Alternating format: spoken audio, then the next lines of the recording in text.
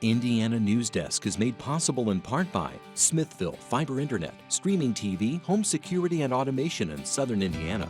More information at smithville.com.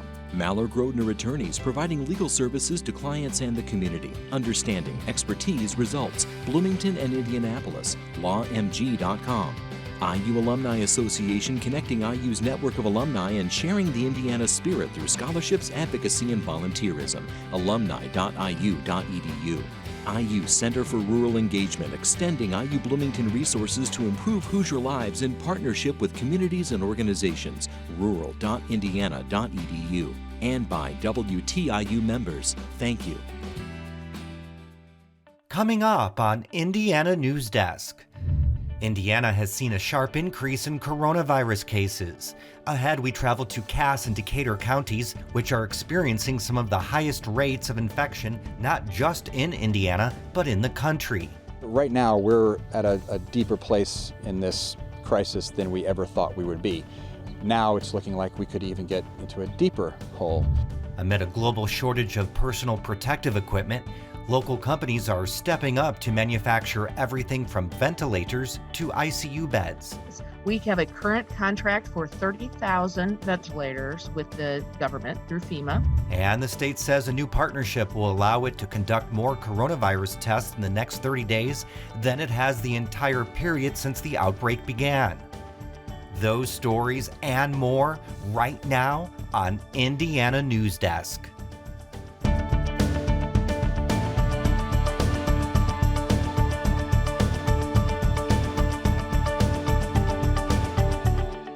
Welcome to Indiana Newsdesk. I'm Joe Wren. COVID-19 deaths in Indiana surged this week. More than 1,100 Hoosiers have died with confirmed or likely coronavirus infections since the outbreak hit the state early last month. And more than 18,000 Hoosiers have tested positive for the virus. The state still lags in testing, but Indiana officials say a new partnership will dramatically expand testing capacity. OptumServe Health Services plans to set up 50 testing sites around the state. Anyone with symptoms of COVID-19 or who has had close contact with a symptomatic person can get tested without a doctor's order.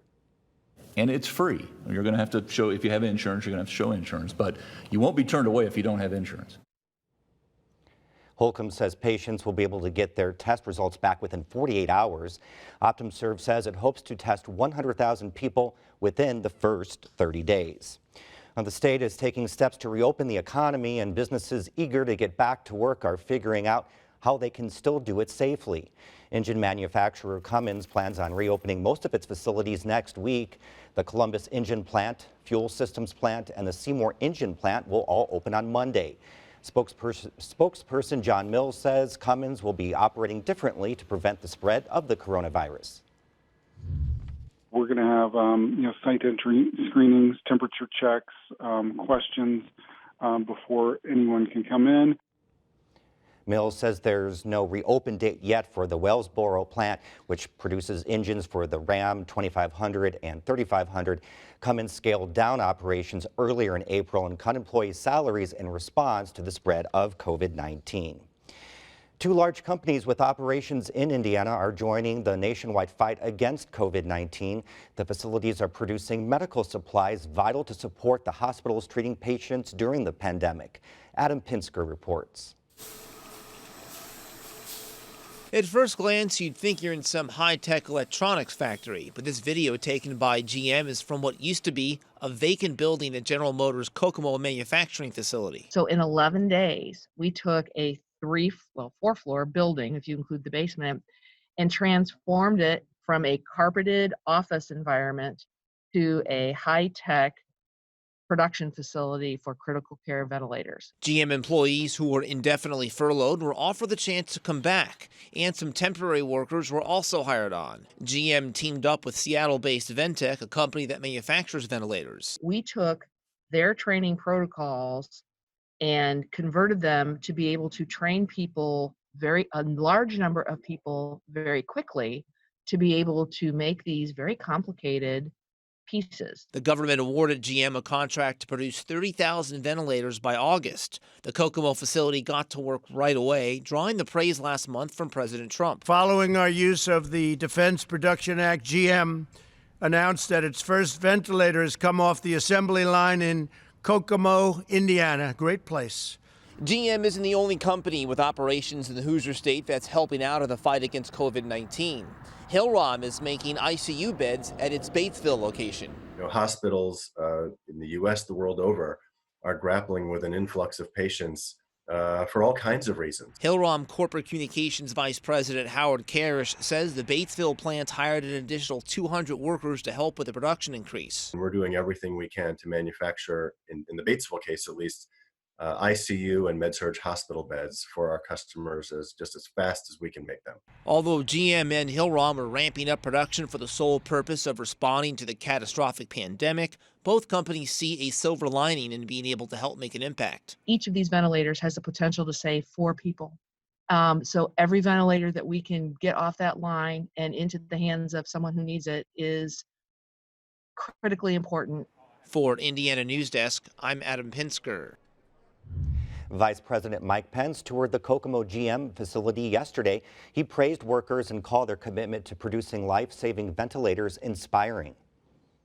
To be among heroes in the Hoosier State who are saving lives all across America. We are so proud of each and every one of you. We truly are. Pence met with company leaders and factory workers, and this time he did wear a mask. Pence received criticism earlier this week about his decision not to wear a mask during a visit to the Mayo Clinic in Rochester, Minnesota. President Donald Trump's suggestion last week about injecting disinfectants into people to fight COVID-19 triggered an outcry from health officials. And now poison control hotlines across the country are reporting an uptick in calls. Ethan Burks has the story. It may seem like an obvious statement to most, but humans cannot and should not consume disinfectants for any reason. We know that when people ingest cleaning products and disinfectants, or even if they would go to the length of injecting it, that's going to cause, serious harm, serious health problems, and in some cases even death. Dr. Froberg specializes in these types of cases at the Indiana Poison Center.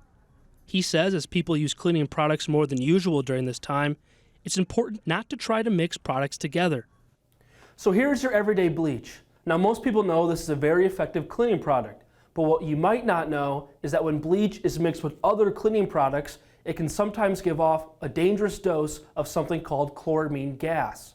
Dr. Froberg says chloramine gas can be extremely harmful to the lungs if it's inhaled. He also says bleach and other cleaning supplies can cause long-term organ problems. Your mouth, your esophagus, your stomach, and in a real severe case, then you could have kind of permanent damage to those linings, and that would affect the way that you're able to eat and drink, maybe even for the rest of your life. Dr. Froberg says the Poison Center has seen an increase the last 2 months for cases involving cleaning supplies and disinfectants. For both March and April, the center has received 417 cases, which is over 100 more than March and April of 2019. The increase has been steady, but cannot be directly traced to the president's comments made last week. If you have more of a product in your house, then there's going to be more of a chance of exposure. Although Dr. Froberg says most of these cases are non-life-threatening, you should always call the Poison Center, whether you just have a question or you're in the middle of a serious emergency. For Indiana Newsdesk, I'm Ethan Burks. Coming up next on Indiana Newsdesk. Officials say it's not a statistical error. Ahead, why COVID-19 has gripped 2 rural Indiana counties. And the state is encouraging Hoosiers to vote by mail in next month's primary. We'll help walk you through the process. These stories and more right here on Indiana Newsdesk. The WTIU WFIU news team connects Indiana to the world.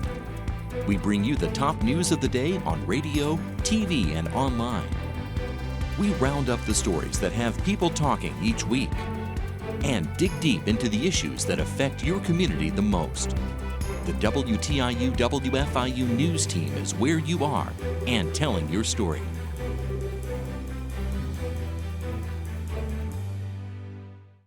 In a time of change, where can you find in-depth reporting and thoughtful analysis? Washington Week on PBS. Join moderator Robert Costa. When I was at the Capitol this week, I encountered the same. And a panel of award-winning journalists. You're seeing a divided nation, and you're seeing. For insights and perspective. Tonight there was a key development in the Senate. You won't find anywhere else. What a week. Washington Week.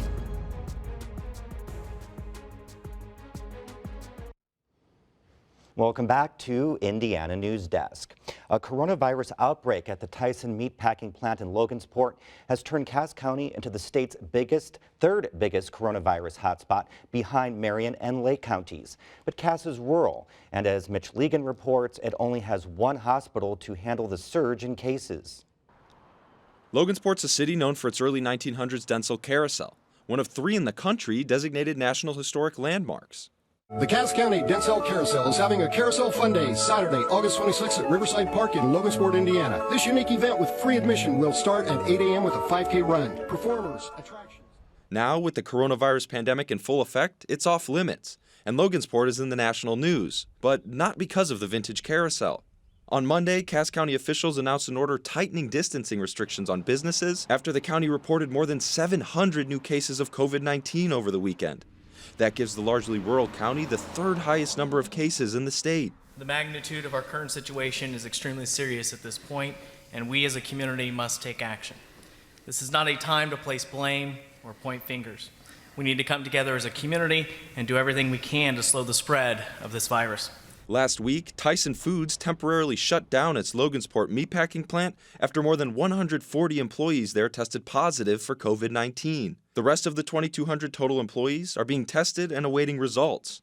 With more than 1,000 cases diagnosed in Cass County and more to come, all staff at the county's only hospital can do is wait. Logansport Memorial officials have been preparing for weeks for a surge like this one, but the large bump in confirmed cases could still end up overwhelming the hospital. With this surge in positive cases and the numbers that we are seeing, if we just saw 5 to 10% of those positive cases needing critical care, we would be overwhelmed.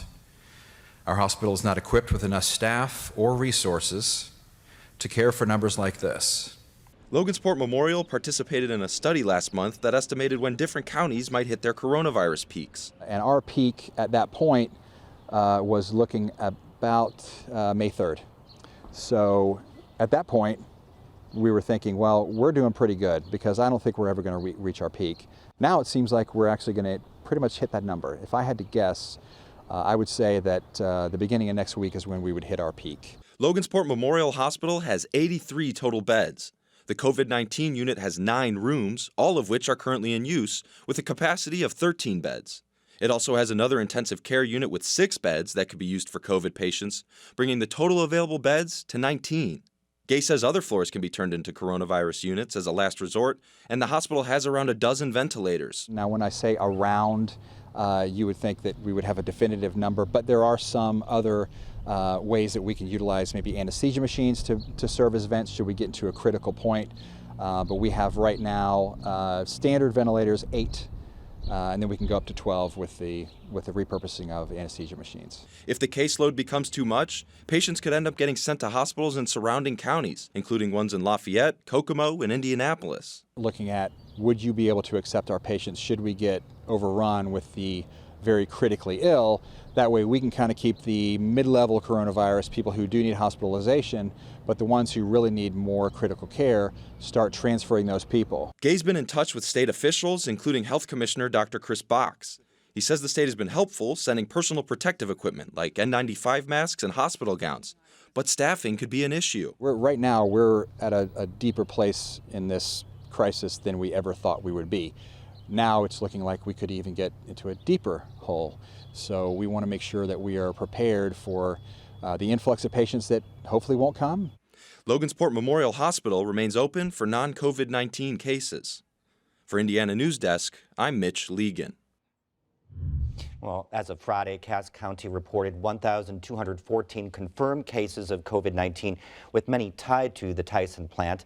President Trump still wants all meatpacking plants, including the one in Logansport, to stay open and declare them critical infrastructure. Mitch Legan has been following this and joins us now from the newsroom. Mitch, what can you tell us about the number of cases in Cass County?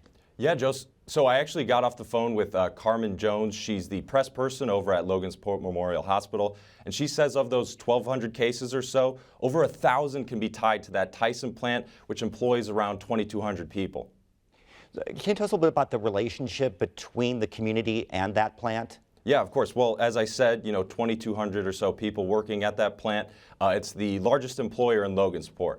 And when it was operating, it produced around 3 million pounds of pork daily. So when I was up there this week, I saw a bunch of signs in yards, signs saying, I'm a proud team member of Tyson. My work here helps feed the nation. Obviously, people aren't working right now, but it shows you how it's such a big part of both Logansport and Cass County. And, they're kind of dealing with the health effects and economic effects, much like a bunch of other places in the nation right now. What are people saying about reopening the plant? Because, of course, they want to work, but on the same token, they must be scared about going back to the plant. Right. Well, and as you said, President Trump wants these plants open. So does Governor Holcomb. He made an announcement earlier this week, kind of backing the president up on that. They're concerned about the nation's meat supply, obviously. That plant produces over 3 million pounds of pork daily. That's gone if it's not operating, so people can't eat. Agriculture Secretary Sonny Perdue, he said yesterday that he expected meatpacking plants to open up in days, not weeks. And so that puts these workers in a tough situation. They need to make money, as you just said, but the plant has obviously exploded as kind of this epicenter for the county. The unions have obviously said this is a bad idea. People can't be working in these positions. It's unsafe, and the data proves it. I should mention this isn't the only plant in Indiana even that's had something like this happen. The Indiana Packers Corporation, earlier this week, they shut down their Delphi facility after workers there tested positive for coronavirus. And in Waterloo, Iowa, the Tyson plant there is responsible for over 90% of cases, just showing you that these tight meatpacking places kind of are hotspots for this virus, Joe. All right, Mitch, thank you very much. Thank you. Well, another coronavirus hotspot is in southeastern Indiana in Decatur County. Questions have been coming into our newsroom for 2 weeks asking why this rural area is seeing such a high number of COVID-19 infections. Brock Turner sought to find the answer. Decatur County has one of the state's highest per capita infection rates, and that's putting a strain on local health systems that just don't have the capacity to care for large numbers of patients. Sean Durbin works with the Decatur County Health Department. He believes the data paints an accurate picture. While it's impossible to know just how bad the outbreak is here, Durbin says it's clear this part of the state is disproportionately affected. I can't speak to other counties. I also know that our testing rate per population has been higher than a lot of other counties. So those could be driving them up. It's hard for me to believe it's just a statistical error, but it's also hard to say until this whole thing pans out. Data from the Indiana Department of Health shows Decatur County has one of the state's highest positive test rates and the highest death rate per 10,000 residents. While the lower population certainly disproportionately affects those numbers, it's still a cause for concern. Surrounding counties, while not as bad as Decatur, still have infection rates higher than other parts of the state. Public health officials have worked to use contact tracing and identify events and places that could have contributed to the spread of disease. They say large events that took place before social distancing guidelines were in place contributed to the spread here. We definitely can trace some of the cases back to the sectional basketball game and to the Emmaus walk that was held at the Baptist Church. Public health officials in other counties say examples like these confirm the disease was spreading in communities well before guidelines were made public and before coronavirus dominated news cycles. Cliff Bunch is the senior pastor at First Baptist Church in Greensburg. He says his church made the best decisions possible, given the available information. I think the country has a little bit stronger picture of this, even though we don't agree on everything. It's a stronger picture of this than we did even a month ago. And so it probably would be a little bit different. It's just hard to imagine how. Earlier this week, he and other church leaders met to discuss how to better serve the community and their congregations during a pandemic. Bunch says guidelines are constantly evolving, which is both good and bad. Trying to keep up with the knowledge base and talk to key people in a community to help us be informed of how we can best serve and get back on track when we can. Currently, Bunch, like many religious leaders across the country, is posting sermons online. The pandemic has pushed groups that would usually meet in person to the internet. However, he says it has led to new types of engagement, and there are other positives here as well. After weeks of being one of the state's hardest hit areas, officials are cautiously optimistic. Arthur Alunde is an internist in Decatur County. He says other indicators point to a flattening of the curve. Overall, right now, numbers are getting better. Visits to the emergency room are decreasing. People being admitted are also decreasing. Bunch says he'll wait for additional guidelines from the state and federal government. But in the meantime, he and his congregation will continue to do what they can to help. Each Friday, they serve meals to around 70 local residents, even delivering some to shut-ins. While the pandemic has and will continue to test individuals and resources, Bunch and others here believe there is a place for both hope and progress. For Indiana Newsdesk, I'm Brock Turner. While Purdue's President Mitch Daniels is working on plans to reopen campus in the fall, saying the COVID-19 virus poses close to zero lethal threat to young people, Indiana University's president is taking a more measured approach. IU's Michael McRobbie outlined 5 possibilities this week. It seems the most likely is a hybrid approach between in-person and virtual classes. McRobbie says promising in-person classes and activities in the fall isn't realistic or responsible at this point. Well, the head of the American Hotel and Lodging Association says half of the hotels in the U.S. could close because of the ongoing coronavirus pandemic. The 2 biggest hotels in Indianapolis suspended operations more than a month ago. And in college towns across the state, hotels are missing out on one of their biggest money-making times of the year, graduation season. Even as some states begin to loosen stay-at-home restrictions, hotels face numerous challenges that will prevent them from returning to business as usual. The pandemic has caused an 80% drop in hotel bookings nationwide. Visit Bloomington Executive Director Mike McAfee says within a few blocks of the downtown square are about 700 hotel rooms. Normally right now, the square down here would be hustle and bustle and all kinds of people out for lunch and doing their business activities and all the stuff associated with the university. Coined the world's greatest college weekend, Little 500 canceled.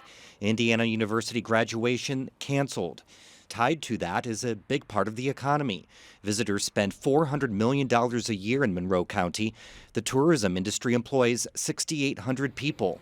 We have one of the most vibrant culinary scenes in the Midwest with all of our restaurants and the local restaurant scene and all the independents. McAfee says out of the 2,500 rooms in Bloomington, only about 500 are booked a night on average right now. When we were serving breakfast, we served a buffet style, and so this was we call it the breakfast room. Mike Fierst owns the Showers Inn Bed and Breakfast just a couple blocks from Bloomington's downtown square.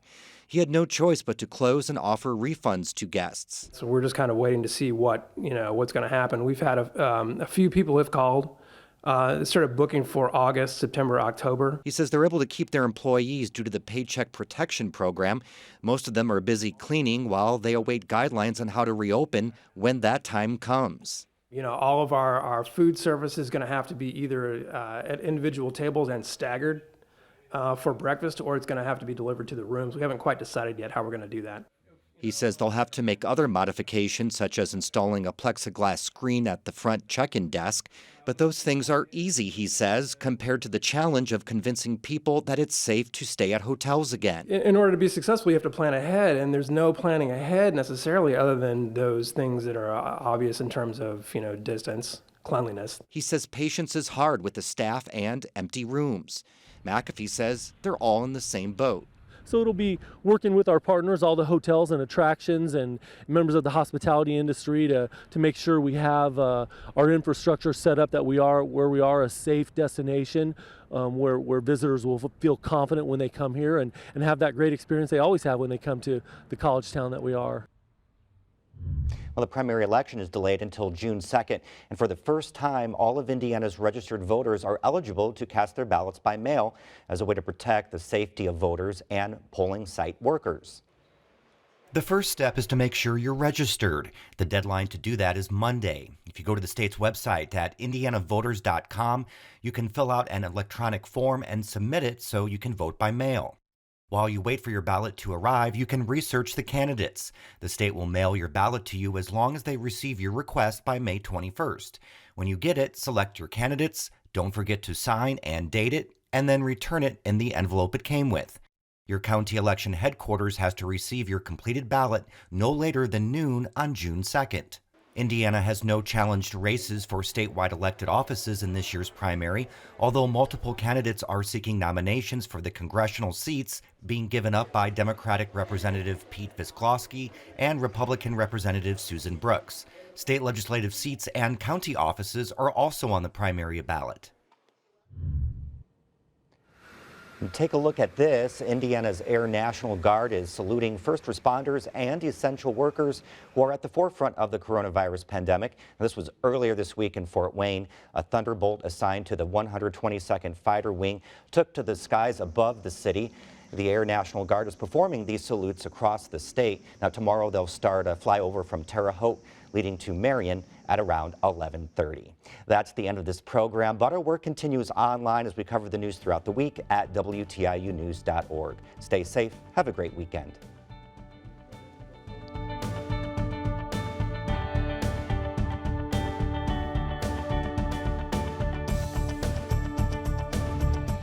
Indiana Newsdesk is made possible in part by Smithville Fiber Internet, streaming TV, home security and automation in Southern Indiana.